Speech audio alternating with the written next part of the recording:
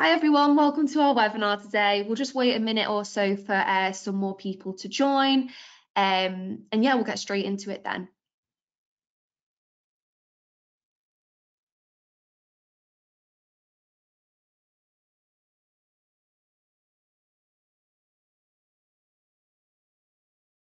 Welcome to everyone who's joining at the moment. We're just waiting for some more people to join and then we'll get straight into it.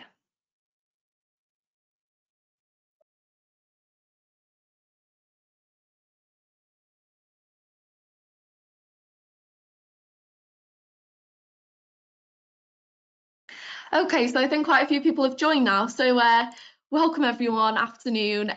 Welcome to our webinar surrounding vulnerabilities and exploitations.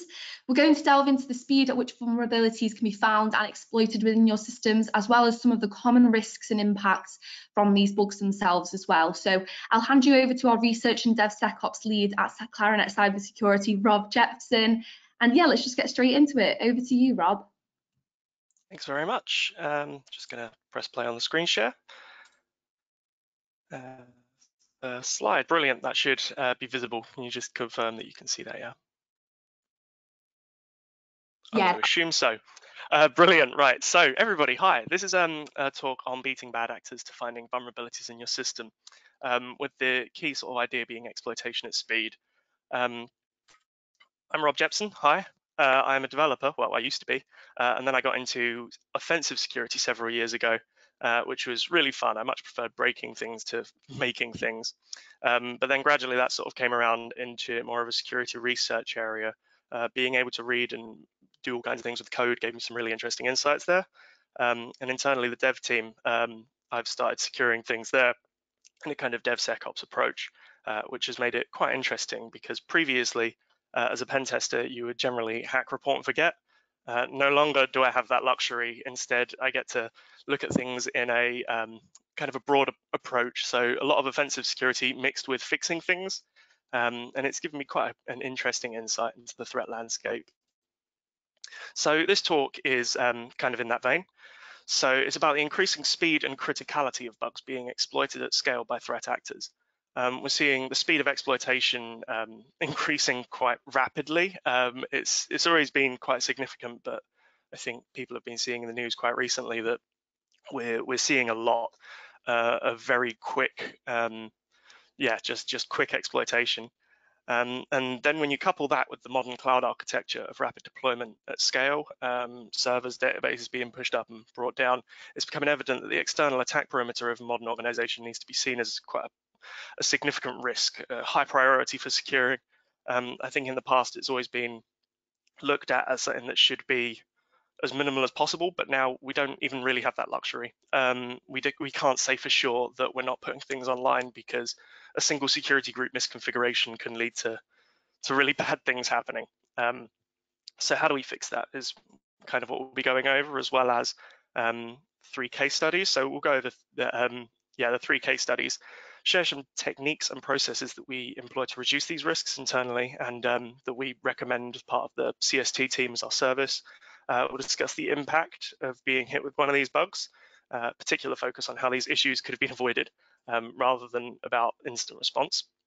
And then we'll look at how the problem is amplified by the modern sort of DevOps kind of cycle.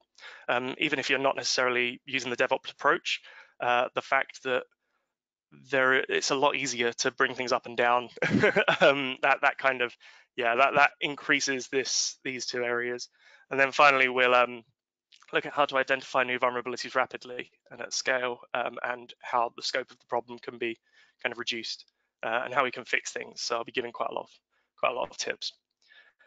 So the first thing we need to really answer is, what does exploited in the wild mean? This is being kind of an interesting topic because speaking to certain clients kind of across the board, it's something that isn't really well drilled down into what the meaning is. So just to really clarify, threat actors will be taking advantage of the weakest point of an organization's security. So, I mean, we see phishing being successful like all the time. If we're ever doing a phishing engagement, you get a significant percentage, like 10 to 20% of people that actually do end up clicking links.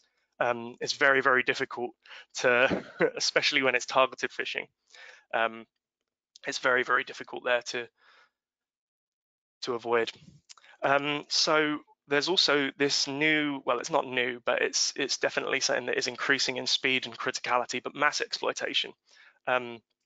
This kind of DevOps, this kind of cloud world that we're living in now has positives and negatives. And one of the negatives is that threat actors actually now have access to mass exploitation tools much easier than usual, like in the past when they needed a botnet of their own.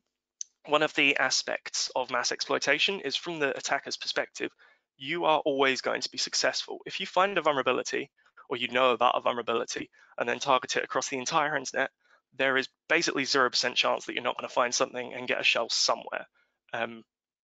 This is great if you're an opportunistic attacker. This is really useful if you want to just start installing crypto miners. If you're a threat actor, mass exploitation is something that can be really powerful. And realistically, you as an organization, you don't want to hit that scraping the bottom of the barrel mass exploitation. But the fact that this is becoming more sophisticated is, to be frank, scary. So yeah, bugs being exploited by threat actors across the internet is what I'm broadly defining as exploited in the wild. But also something exploited in the wild could be a bug that is more targeted.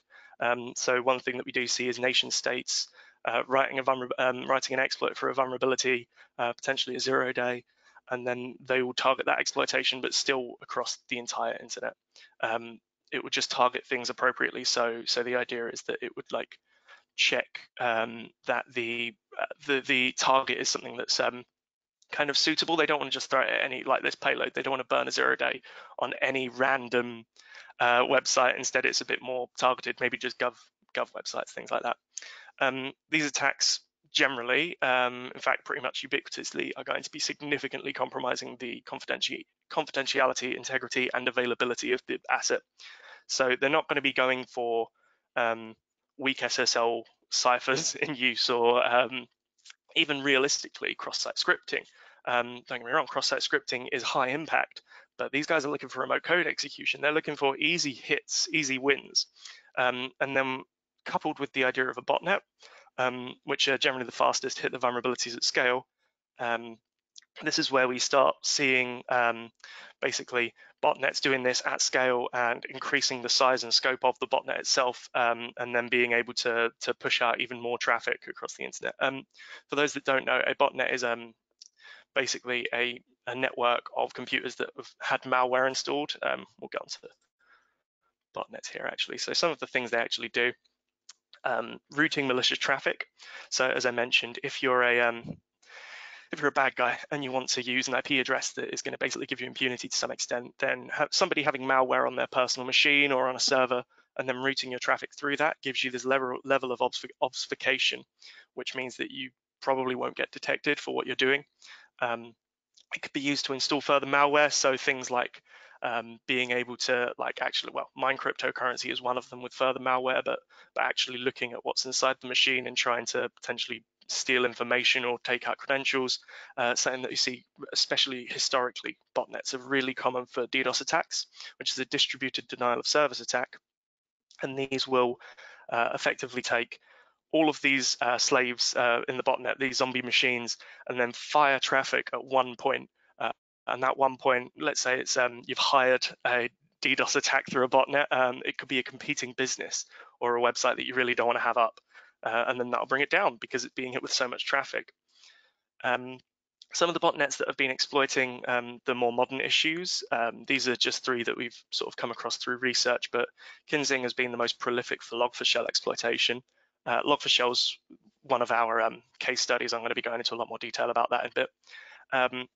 Mirai is maybe one of the more famous botnets. It creates a wormable version of log4shell.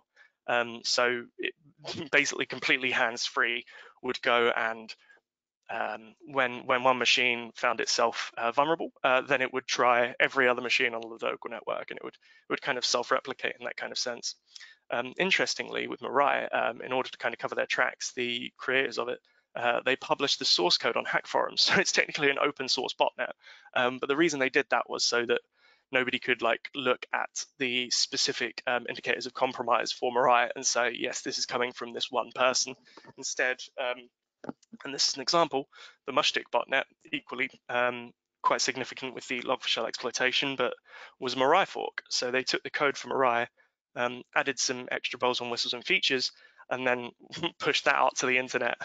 So yeah, these are pretty significant problems. In terms of the actual risk and impact that we're looking at here, the operational risk is generally going to be like worst case scenario, something like ransomware or even like stolen intellectual property. You'll sometimes see service disruption, not ransomware level service disruption, but for example, the whole DDoS attack or your crypto miners. And you can experience financial losses through a variety of different ways, some of them being losing personal data of users through, which would lead to GDPR issues. So that would be part of your regulatory risk. It could be that some kind of PCI compliance goes awry because of this. You also have quite significant reputational risk, as you can imagine. So user data being sold on the dark web does not look good. If you have a user, if you have a compromise of your database and user data gets exposed, even email addresses, then that's a GDPR issue. So you would need to report that to your users, and that isn't going to not lead to media attention. Then you can also see, especially in cases where there are more opportunistic attackers and hackers, even just web applications being defaced. So if you want more information on post-exploitation, which we're not going to be going into here, there was a previous webinar that we did called Advisory Simulation, how threat actors can use a web app vulnerability to gain and compromise your full internal AD. And this basically does a case study on how this kind of exploitable in the wild vulnerability led to a full Active Directory, like domain administrator level compromise. It was a relatively difficult to exploit remote code execution. So it wasn't something that we believe was hit by attackers, but at the same time, if that vulnerability was exploited at scale, that would have potentially led to just a full internal AD compromise, which is, as you can imagine, bad.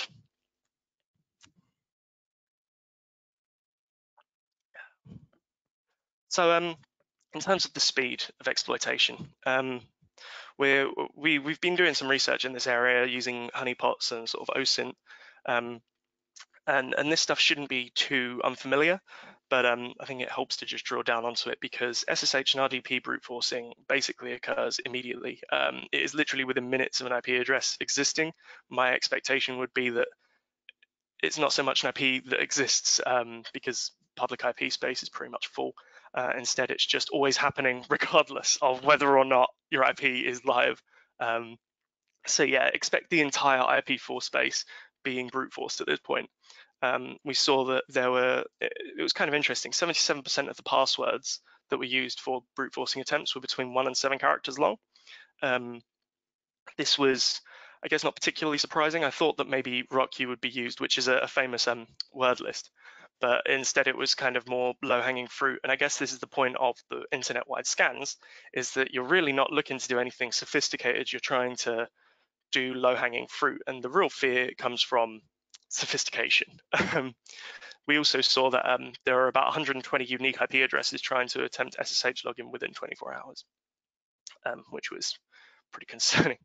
In terms of web servers, we saw malicious traffic, not just scanner data, within minutes of going live again. And this is another interesting point, that this includes, I want to call them obfuscated subdomains. So if you put a subdomain on your website, let's say example.com, but you put in some really long random string .example.com, if you then get a SSL certificate due to transparency logs, that's often going to be public. So effectively, what's happening is that attackers are at scale looking at transparency logs, and then in fairness, the random subdomain thing, that's not exactly within minutes of going live. This is a longer time period, but still, the attackers will know about subdomains that especially have SSL certificates, but there are a bunch of different OSINT tools and open source tools as well to find subdomains, and attackers are using this. So don't think that will help. Generally, it's all low-hanging fruit. We've got an example of that coming up, but a lot of stuff is like basically WordPress exploits or administrative logins, stuff like that. We also see, especially stuff like Log4Shell, that mass exploitation of critical vulnerabilities can actually start before there's a patch. And it's kind of a bit of an arms race between the defenders and attackers, as the attackers are trying to build enough of a capability to actually attack this at scale, and push it out to, say, their botnets, whereas the defenders are trying desperately to patch as quickly as possible and put in as many different rules in place to actually stop these malicious things from going through. So this is something that we saw with just services being exposed to the internet. In terms of what's actually being probed, this and the next example, these three examples are all from quite a short space of time. But to go through this, we've got port 22, which is SSH, that is seeing the largest amount of traffic, because as soon as you have access to a shell in Linux, you've kind of won. You have something that you can do something with. That's full compromise, in my opinion. Don't get me wrong. There are user privileges, etc., etc. There's a bunch of stuff you can do with it, but yeah, you really don't want people to have a shell on your server. So port 22 is, of course, attackers know that. They're trying to find that, and they're using really basic credentials to try and attack. Then we've got 80 and 443. These are your web servers. So 80 is HTTP, 443 is HTTPS. And of course, these are being hit quite hard. This wasn't scanning for specifically, this wasn't paying attention to specifically malicious traffic, but these are basically Nmap probes that were identified. And to me, this effectively means, well, okay, we've got a massive attack surface here. Anything that's hitting port 80 is also probably being redirected to 443. So that's why there are similar numbers there. But there's such a big attack surface on a web app that, of course, it's worth probing. You also have stuff like web spiders that are trying to probe and see if there is actually a website available there. So there's a lot of miscellaneous traffic, but a large portion of this is going to be malicious. And then the remainder here are focused pretty much entirely on looking at mail servers. One of the really interesting things, I think, with the attacker's perspective is that it's not just about getting a shell, but also it's kind of just anything goes, anything that you can get access to, anything that you can really use to leverage your way into an organization to, let's say, make money from ransomware. That's important because that's your end goal. So by using exposed mail servers, a lot of the time it would be possible to potentially relay mail you through them or use the services completely themselves. This now gives you an entry point to basically throw out emails with basic impunity. And those emails, of course, could be phishing emails, which can then lead to full compromise through phishing, which is beyond the scope of this talk, but entirely the idea that phishing is going to lead to some kind of compromise. Attackers know that. They'll use the basic internet-wide scan and then go from there. So in terms of top user password combinations, this was a really interesting result that I found. This was within a 24-hour period, but admin has such a significant higher count than anything else. And from what I've seen, that's basically because of this this entirely opportunistic approach, where it's the equivalent of password spraying. In fact, it basically is password spraying. If you're just looking for admin exposed on all websites across the world, across the entire internet, then there are going to be some hits. So yeah, you might as well just focus on that one username and password combination.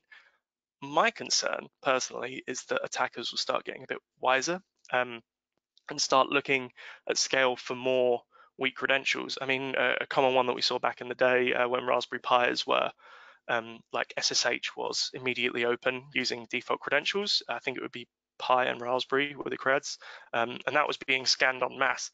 Now you see less of those, but it's still that kind of approach. This is why I mentioned RockU earlier. It would be really interesting to me to see if an attacker was performing mass password brute forcing and spraying using like really targeted credentials. Knowing that automation is possible to do that, it concerns me, I guess. It's the best way of putting it. Web applications. These are some cherry-picked examples of some pretty malicious things that are coming. The first here at the top is pretty much a PHP function, a PHP page, sorry, that is functionally just going to be evaluating the standard input.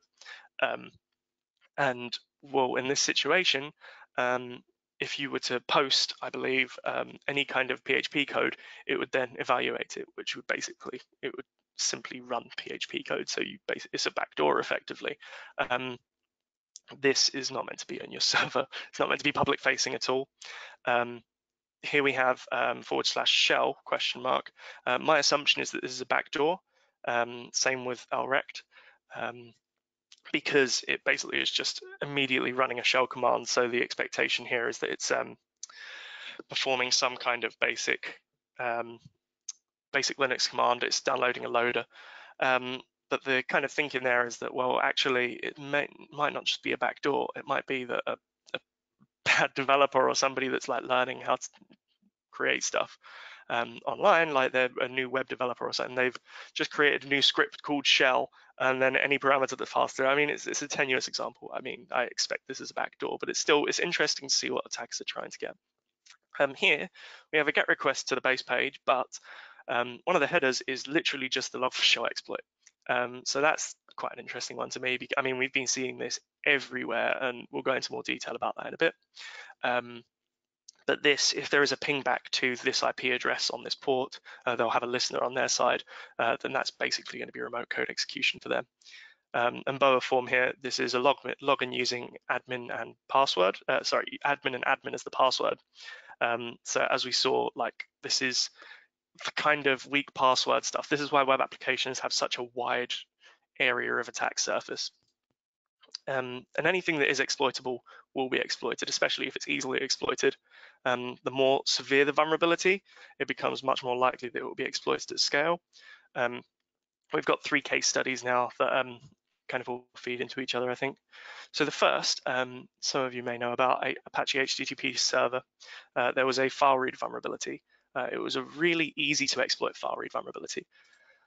So it was around October of last year. It was discovered, and there was pretty quickly mass scanning happening for this.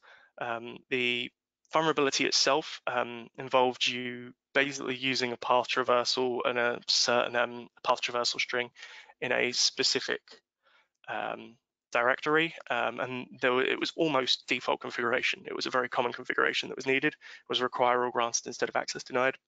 And then it was discovered soon after that actually there are certain configurations where mod CGI is enabled that remote code execution could occur.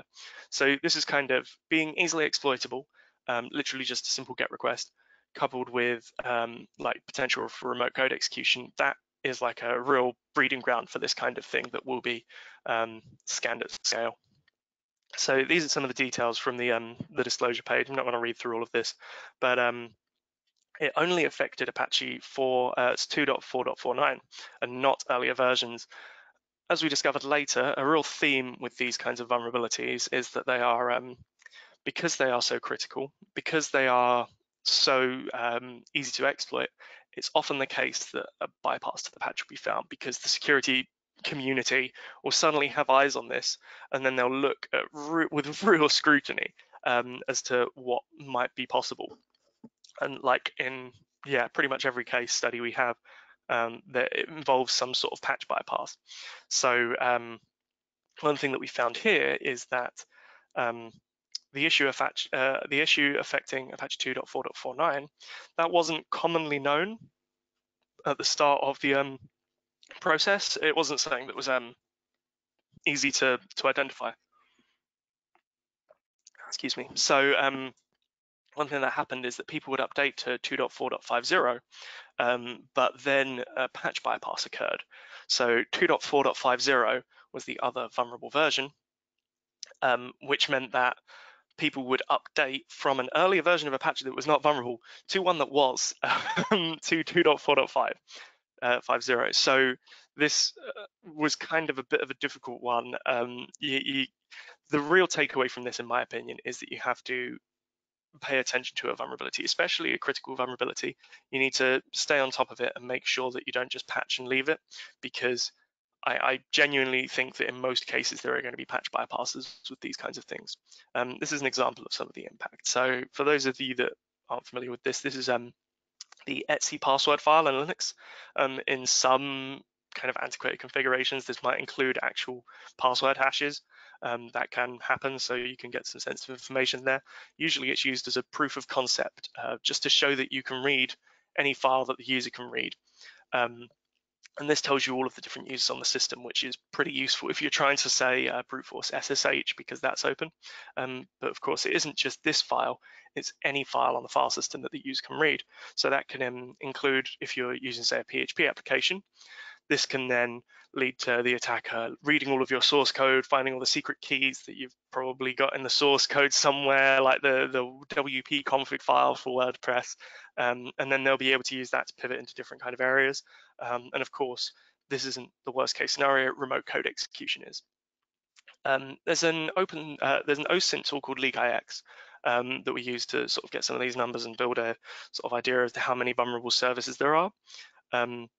In total, I believe it's 850 roughly. I can't do the quick maths here, but it was kind of a significant amount to look across the internet. This was done about a month ago, so this is post exploit, post patch. These are all services that are, I mean, don't get me wrong, some of them are quite likely honeypots, but the expectation is that if you're an attacker, you now have 850 targets or so that you can use to. There's maybe missing some actually, to be fair, but yeah. The actual total number is kind of irrelevant. It's just large, and as an attacker, you're going to be able to see all of that. So this is the attacker's perspective. Grey Noise IO is a pretty cool tool for looking at. Basically, they have honeypots set across the world, and then they look at what's attacking what. So something I mentioned earlier with modern sort of infrastructure deployment, DigitalOcean boxes, which are kind of nice cloud instances, they can be really easily spun up and then used to basically hack at scale. So here we've got this DigitalOcean box is attacking the Apache HTTP server path traversal attempt. That's this vulnerability. You may also notice here that it's performing some log4j attacks, because why limit yourself per box to just one different thing? We see here that there are 99 servers that have been classified as malicious that are actually trying to run this at scale. And it does some attempted filtering to see whether stuff is like a bot that is kind of a good guy, I want to say, versus a malicious kind of threat actor. But at the end of the day, you can kind of look at this as one whole and say that there are probably about 119 servers in total looking for this vulnerability at scale across the internet. So that brings us on to case study 2. This is quite a similar vulnerability in that it's a local file read vulnerability. It was with the Umbraco CMS, which is a .NET application, so it's generally going to be on IIS servers.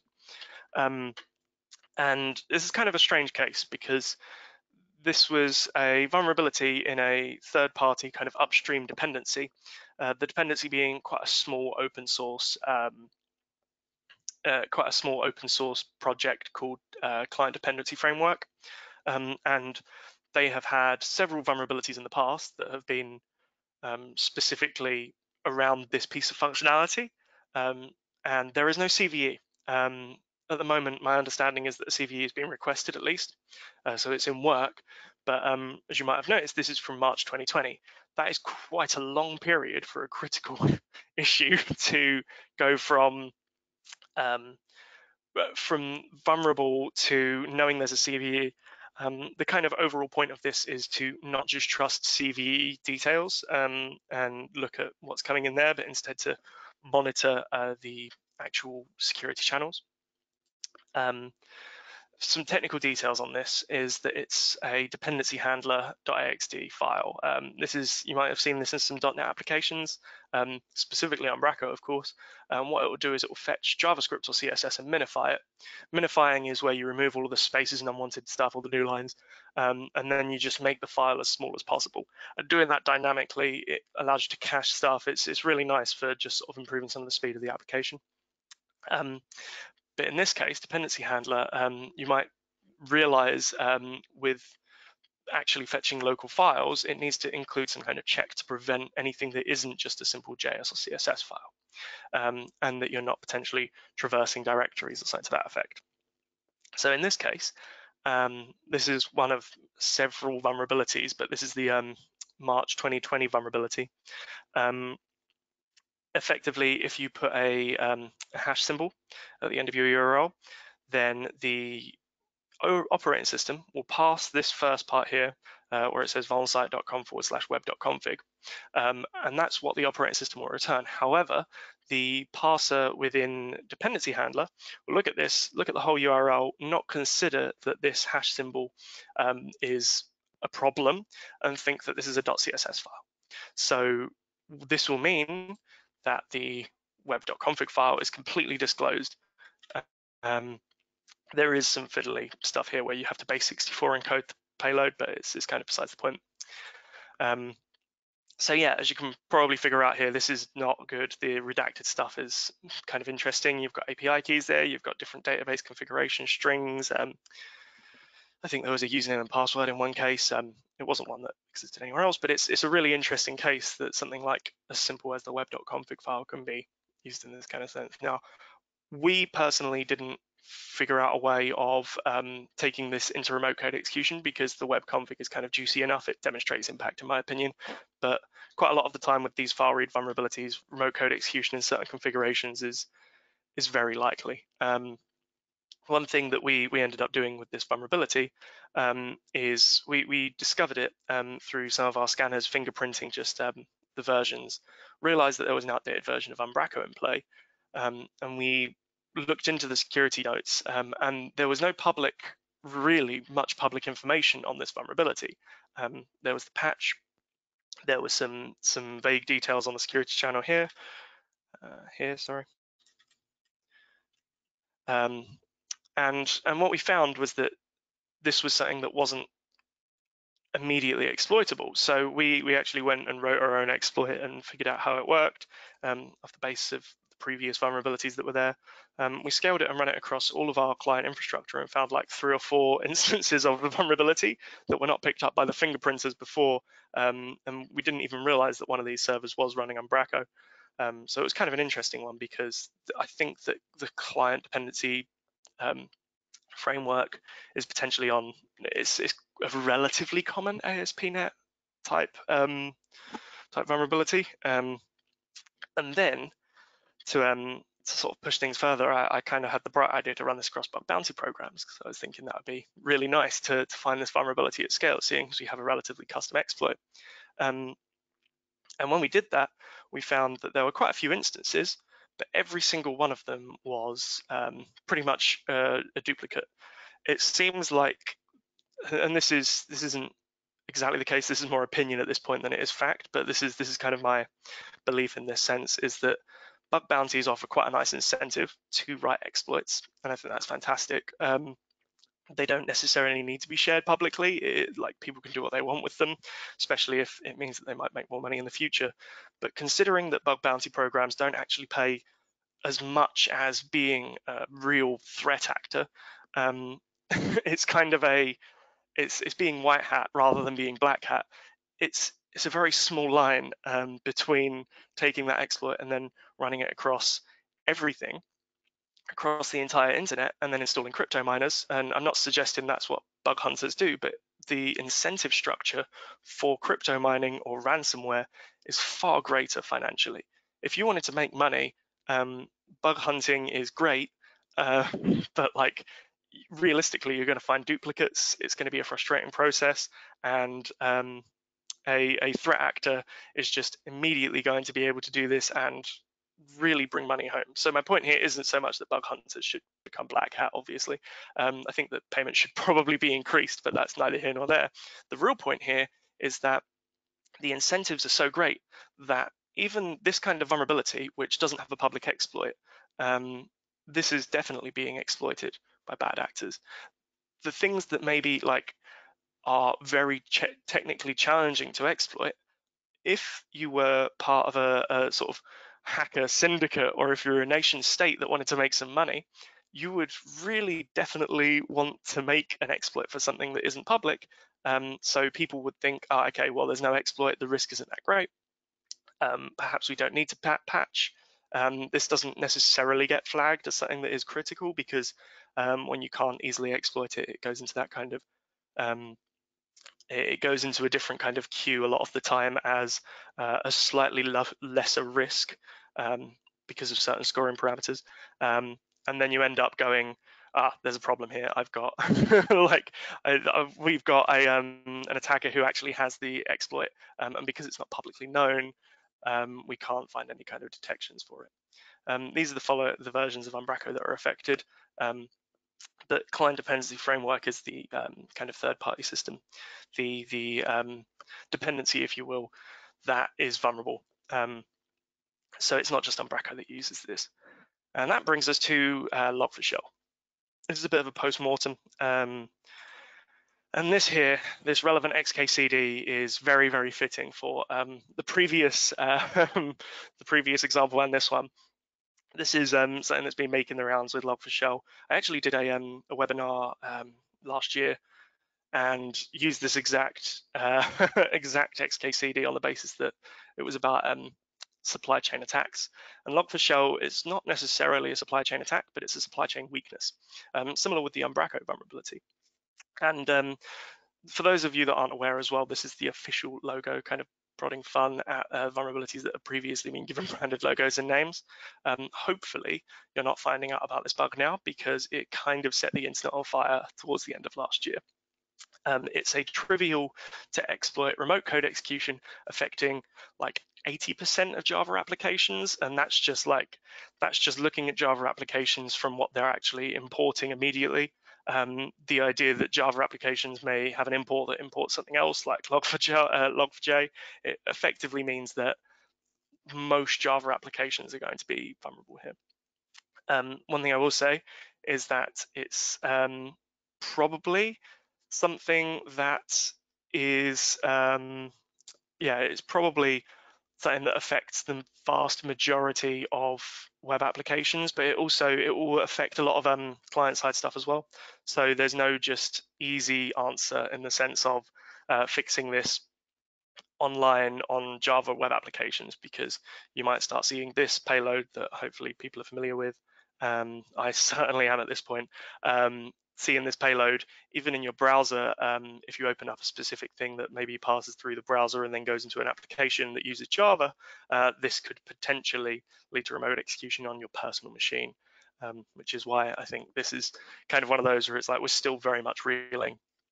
So this is a bit of a timeline. I'm not going to go into too much detail here, but on the 24th of November last year, that's where the open source maintainers received the initial email disclosing the bug, and they kind of frantically started rushing to get the issue out. There was some evidence of public exploitation just less than 10 days before that, I think, 9 days before. This wasn't mass public exploitation, but it was definitely, that's concerning when that happens, when guys with honeypots start seeing exploitation in that kind of sense. And then on the 9th of December, a tweet came out from this guy. I'm not going to try to pronounce that. And it had an exploit link to GitHub. And you can click on that, and then you could see the vulnerability. This is it, web archived, which is kind of useful if you want to look at this. It's when it had one like before it had kind of set the internet on fire. And this led to a massive rush to just push the patch out immediately, and that was released on the same day. Later down the line, only I think it was a day difference between we start seeing 2 IP addresses actually looking across the whole internet for this vulnerability. Grey Noise IO was used to sort of watch this unfold. We started working on the tooling and identifying vulnerabilities across clients at this sort of time.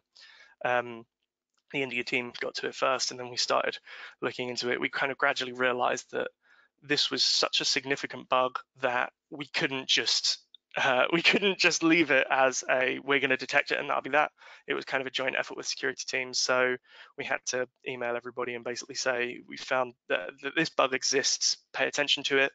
We're looking where we can dynamically across your external attack surface, but Anything you can do internally, because there are client-side things, is worth doing.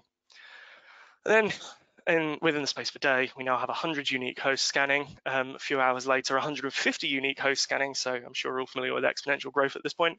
It started getting pretty concerning.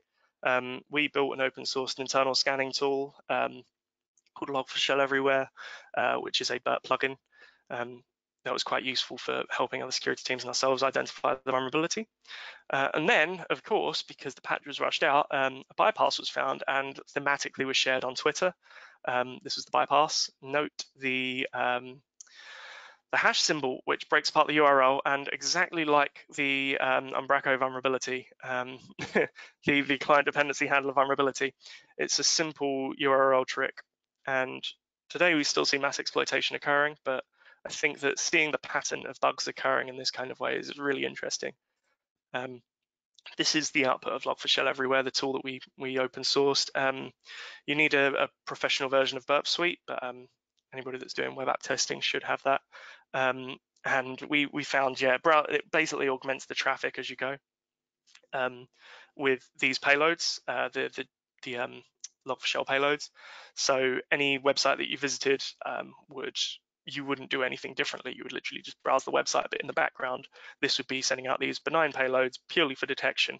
And it has some cool extra parts to avoid false positives, and like browsing like bug bounty systems, browsing like client infrastructure. It was like crazy how much this happened. Actually, one thing that was really interesting to see across client stuff was that using this payload, we saw loads of vulnerabilities come in and then immediately get resolved, and the clients didn't really know that had happened because it all occurred in third-party systems.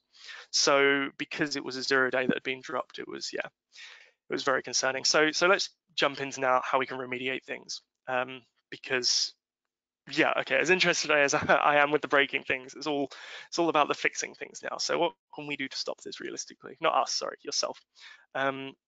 Asset management is kind of the king here. Is of the utmost important. You need to know what it is you have in order to secure it.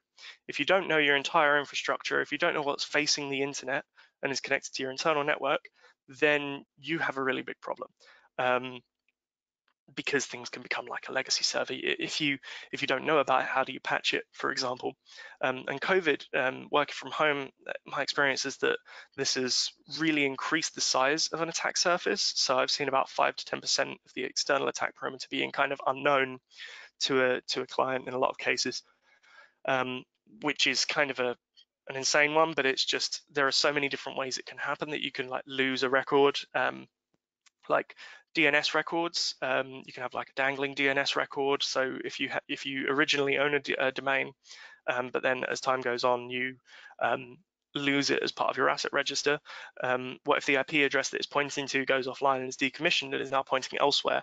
There was an interesting case study done a while ago about AWS, like creating EC2 instances at scale until you hit the IP address that a domain was pointing at. That was a cool bug bounty thing that came out. You have legacy servers remaining on the internet.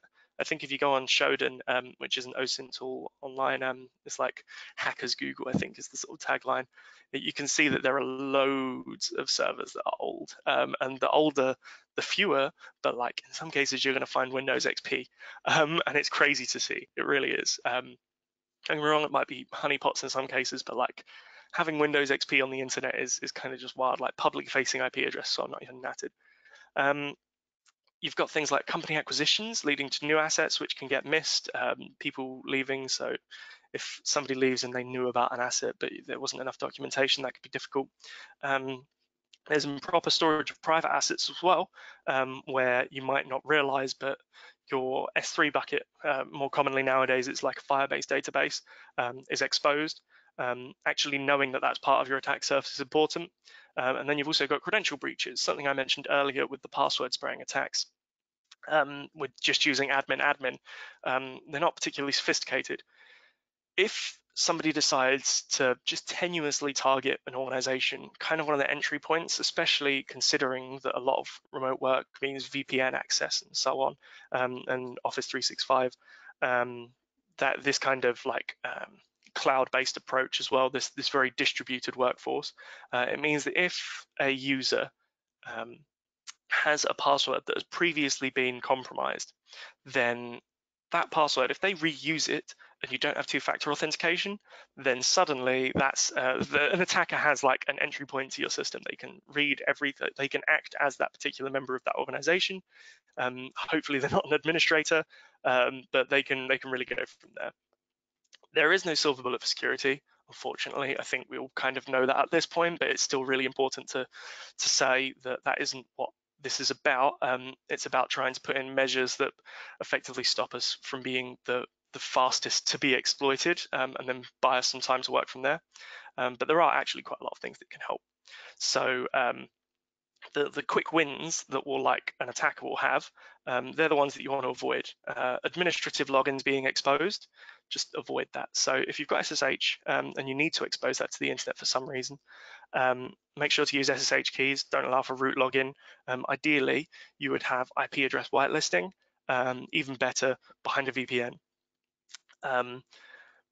Secondly, if you're using Windows, if it's an RDP environment or PowerShell-based login, then make sure just to use a VPN. Don't expose these to the internet. I know that RDP has weaknesses. I personally wouldn't ever really want to stick that on the internet because it's just Windows is a lot more of a significant attack surface from my experience, especially when you have that login page, that GUI, that actually immediately details what type of version of Windows you're using. Banning bad IP addresses. So if you're being scanned across the internet, if you're being sorry, not scanned across the internet, but if you're being targeted in any kind of way, if you find an IP address is brute forcing SSH, you should ban that. And there's a really common tool called fail to ban, which effectively just puts IP addresses in a jail and prevents them from being able to log in again. But maybe a more sophisticated modern tool would be something like CrowdSec, which is an open source tool that crowdsources malicious hosts for ban lists. So they have a bunch of honeypots set up across the world, and then also their tooling, if you decide to send in the data, will show them when malicious traffic is coming in. And this basically means that there's a bigger picture in which you're actually like reducing IP addresses from attacking you. I think it's quite obvious that staying up to date with software is important, patching. It goes back to asset management. So if you don't know what there is, then how do you patch it? But it's also quite difficult to patch quickly. So make sure to configure firewalls properly and to not expose as much as you can. So make sure that you don't have any security groups that are misconfigured to allow for sensitive ports to be exposed, of course. Make sure to focus on maybe denial rather than allow all and then prevent certain ports from going through. And then with web applications, I do very much recommend using a web application firewall. There are loads of different types out there, so I'm not going to list them off, but basically that was a really important one for avoiding some of the log4shell attacks initially. Having that sort of intermediary step, that it's not going to stop all attacks. A dedicated attacker will immediately be able to do something about it, but if you're scanning at scale, it's generally not the case that a web application firewall bypass is being used, because the WAF guys are going to be looking at this traffic and observing the bypasses and then fixing it immediately.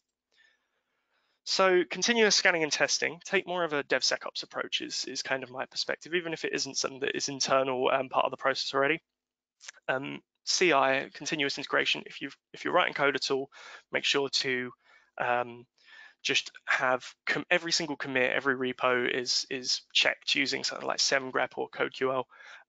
Just security testing as well in terms of like dependency checks, making sure that there's no kind of crazy dependency stuff going on.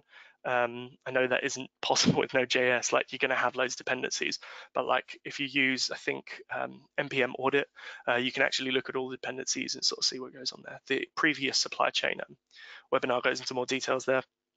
One of the issues, and I'm not advising against pen tests, but pen tests are very much a point in time assessment. So if you get a pen test done in, let's say, November 2021 for a Java web application, a week goes by, you get your report, and pretty much everything's fine. Maybe there's an issue that gets remediated that's higher severity. You now have assurance that your web application is probably secure. However, if in December 2021 there is a critical Java web application vulnerability or a Java application vulnerability that comes about, in a really commonly used package that you probably are using because logging is incredibly common, you no longer have that assurance, but you actually don't know. So it's kind of like a false sense of assurance, which is kind of really concerning. And then you need to just trust the patch cycles. So the recommendation is to use continuous deployment, but perhaps you're not continually deploying, but continuous scanning is definitely going to be the approach. My recommendation would be to use some kind of continuous dynamic scanning, like some sort of infrastructure and or web application scanner, depending on your target. It depends entirely on your use case.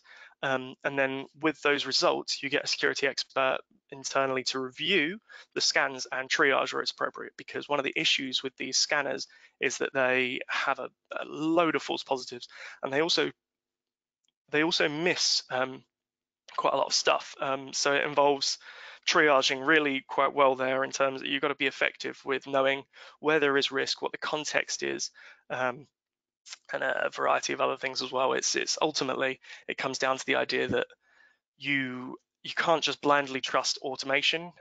You need to have somebody kind of drive it. And when you have somebody driving the automation, that can really help fix all of the pitfalls.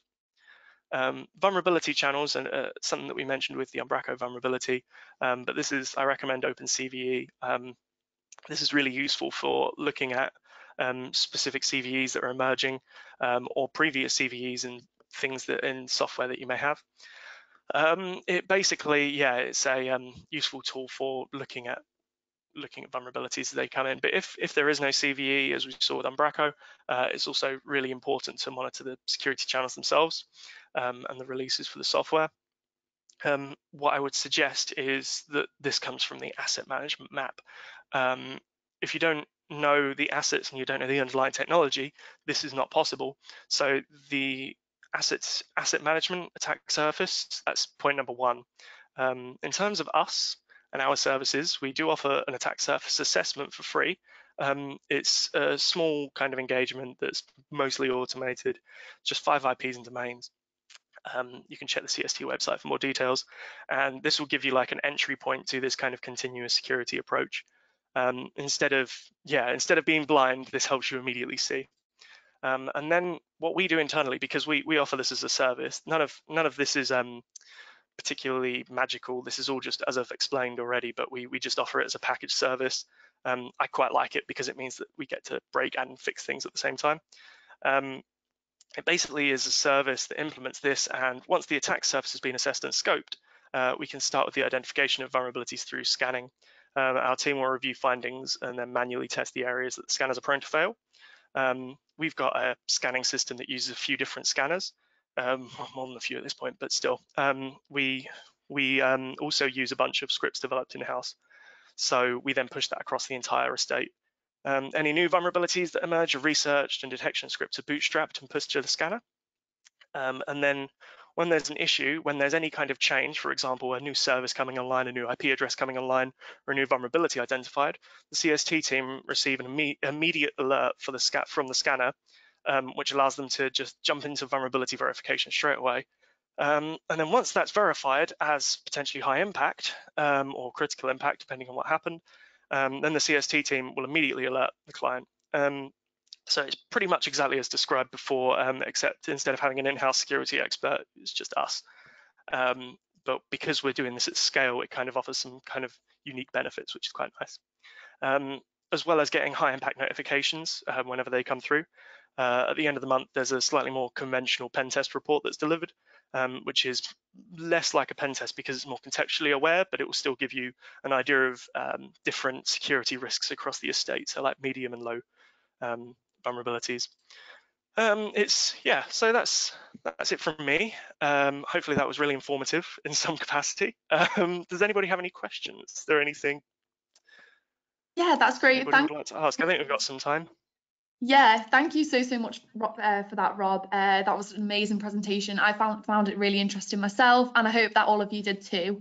Yeah, we'll open it up to questions now, so please feel free to use the question box to ask any. We've already had some through already, so that's great. So we'll just get started with them.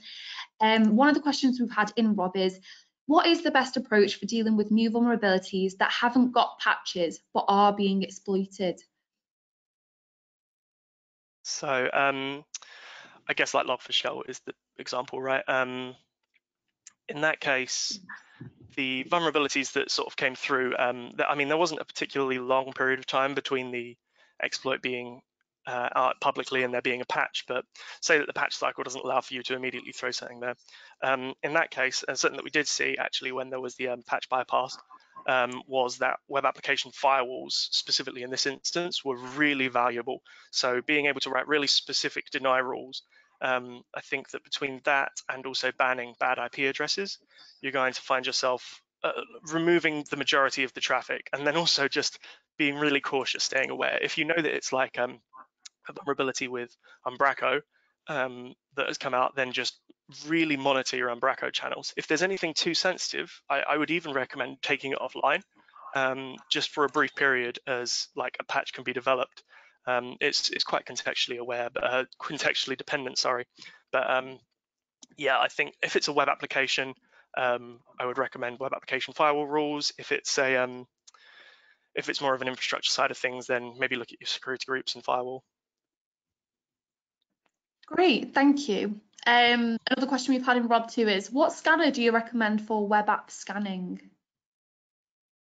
Okay, that is, I'm not gonna just jump and say like, because it's vendor dependent, right? There are so many different situations. I know that from the pen tester's perspective, the Burp Suite is probably the most ubiquitous tool because the scanner there is really good at helping find manual vulnerabilities. Finding automated vulnerabilities and probing in the way of something that could be interesting manual.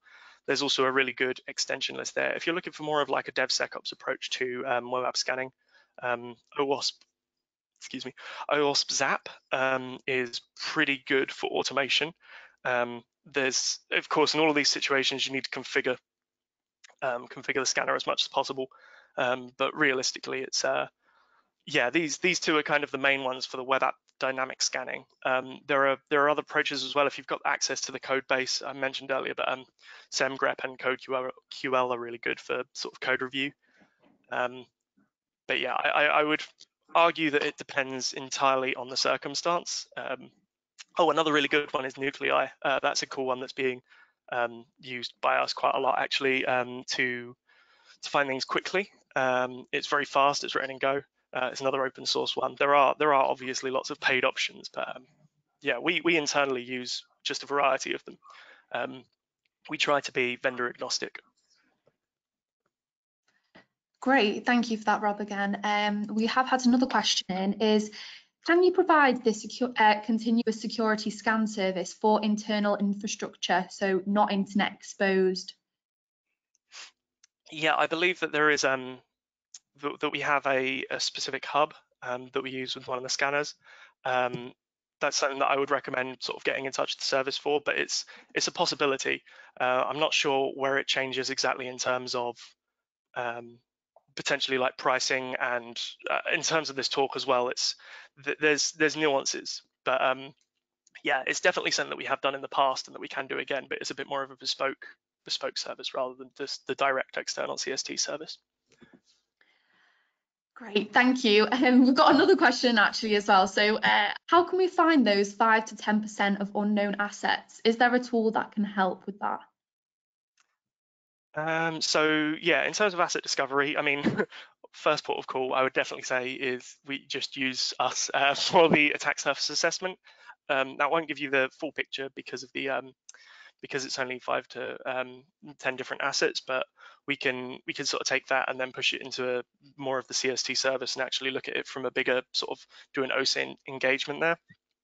In terms of actual tooling, it's broad because there's a pipeline that's involved, but some of the things that maybe you would want to do to get a broad stroke here, you've got a domain, let's say example.com. You don't know what subdomains you have. Use something like a MAS. A MAS is kind of the gold standard for a lot of this asset discovery tooling. That will show you all of the subdomains, and in some cases it will give you some associated domains as well.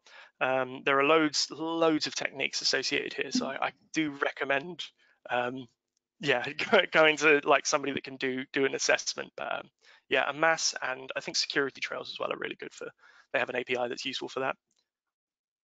Great. Well, it's, we've finished here now. That is all the questions we've got time for today. If you have asked a question, we will send across an answer to you in the next couple of days. But like Rob mentioned before, we are offering a free attack surface appraisal for organisations just to identify areas of their external attack surface. So if you would like any more information on this, we will be sharing the presentation slides with you as soon as possible. So you can get your hands on this. So yeah, I'd just like to thank Rob again and everyone who's attended today. I hope you have a lovely day or evening wherever you are in the world. And yeah, make sure to keep an eye out for future webinars that we've got going on. But yeah, thank you so much for that presentation there, and to everyone who's attended today. Yeah, thanks everybody. Fab. Thank you so much, everyone. Goodbye. Bye.